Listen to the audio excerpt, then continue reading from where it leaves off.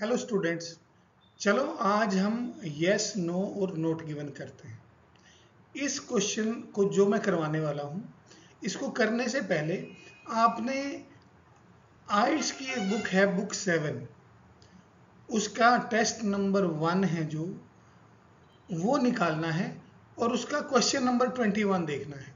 तो इस क्वेश्चन को करने से पहले आपके पास ये मटेरियल होगा तो आपको बहुत इजी रहेगा। अदरवाइज जो मेरी ये स्लाइड है इसमें से भी आप उसको समझ सकते हैं और क्वेश्चन पेपर को बाद में कर सकते हैं। तो चलो हम पहले क्वेश्चन को इसमें करते हैं। Let's see. क्वेश्चन नंबर जो 21 है, अगर आप देखोगे तो ये जो बुक 7 है इसका टेस्ट 1 का क्वेश्चन नंबर जो 21 है वो हम करने लगे हैं।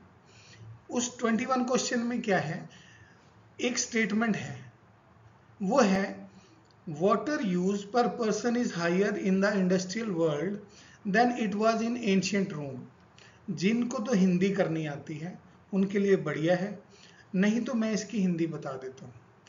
आपको ना हिंदी बनानी आनी चाहिए अगर आपको आइल्स की रीडिंग को क्रैक करना है। जो बच्चे इंग्लिश मीडियम में पढ़े हैं, जिनका दिमाग इंग्लिश में ही चलता है, उनके लिए तो चैलेंज नहीं है। बट जो हिंदी मीडियम या किसी और लैंग्वेज के बच्चे हैं, उनको सबसे पहले इसका मीनिंग अपनी लैंग्वेज में कन्वर्ट करना आना चाहिए। तो देखते हैं इस लाइन का मीनिंग क्या है। वाटर यूज पर पर्सन, ये जो लाइन है, water use per person is higher in the industrial world than it was in ancient Rome. इसकी हिंदी क्या कहती है कि जो वाटर का यूज है इंडस्ट्रियल वर्ल्ड में वो ज्यादा है, हायर मैंने ज्यादा है, than it was in ancient Rome, जो उस टाइम रोम में था। मतलब रोम में जो पानी का यूज था उसके कंपैरिजन में इंडस्ट्रियल वर्ल्ड में पानी का यूज पर पर्सन जो है वो ज्यादा है, तभी तो हायर लिखा है। अब देखते हैं कि क्वेश्चन में क्या कोई ऐसी लाइन है जो इससे मैच करती है। इस पैसेज का जो पहला पैरा है, पैरा ए, उसकी लास्ट लाइन अगर आप पढ़ो तो आप क्या पढ़ते हो। लास्ट लाइन में लिखा है supplied the occupants of Rome with as much water per person as is provided in many parts of the industrial world today. अब देखो ये कीवर्ड क्या क्या है। रोम, रोम है, इंडस्ट्रियल वर्ल्ड, इंडस्ट्रियल वर्ड है। तो ये दोनों आपको इस लाइन में मिल रहे हैं, तो आपको डिसाइड करने में इजी है कि कहाँ इसका आंसर छिपा हुआ है। अब इसकी हिंदी समझते हैं। अब देखो एज मच वाटर मतलब उतना पानी, एज इज प्रोवाइडेड मतलब दो बार एज है, तो इसका मतलब उतना पानी मिल रहा है जितना रोम में मिला करता था।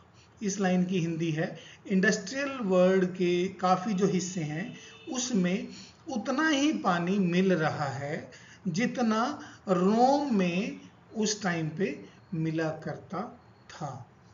तो उतना ही पानी मतलब ना ज्यादा ना कम, उतना ही पानी मिल रहा है। As much water as is provided. तो जब तक आपको ये एज और एज नहीं समझ आएगा आप आंसर को डिसाइड नहीं कर पाओगे। तो आप जब चूंकि as much water as is provided, तो उतना ही पानी मिल रहा है जितना प्रोवाइड किया जाता है इंडस्ट्रियल वर्ल्ड में। रोम में उतना ही पानी दिया जाता था जितना इंडस्ट्रियल वर्ल्ड में अब प्रोवाइड किया जाता है। तो उतना ही हुआ, कम भी नहीं हुआ ज्यादा भी नहीं हुआ। लेकिन हमारी स्टेटमेंट में क्या है, हायर। जब हायर वर्ड है इसका मतलब ज्यादा है। तो ये दोनों बातें आपस में उल्टी हैं, कॉन्ट्राडिक्ट करती हैं। वहां कहता है उतना पानी है और स्टेटमेंट कहती है हायर है। जब भी दो स्टेटमेंट्स आपस में कॉन्ट्राडिक्ट करें तो उसका आंसर नो में आता है। जब ट्रू फॉल्स हो तो फॉल्स में आता है, जब यस नो में हो तो नो में आता है। तो इसका आंसर क्या है, नो, क्योंकि एज मच वाटर नहीं है, स्टेटमेंट कहती है हायर है, तो इसका आंसर बनेगा नो। आई होप आपको ये क्वेश्चन समझ आ गया होगा।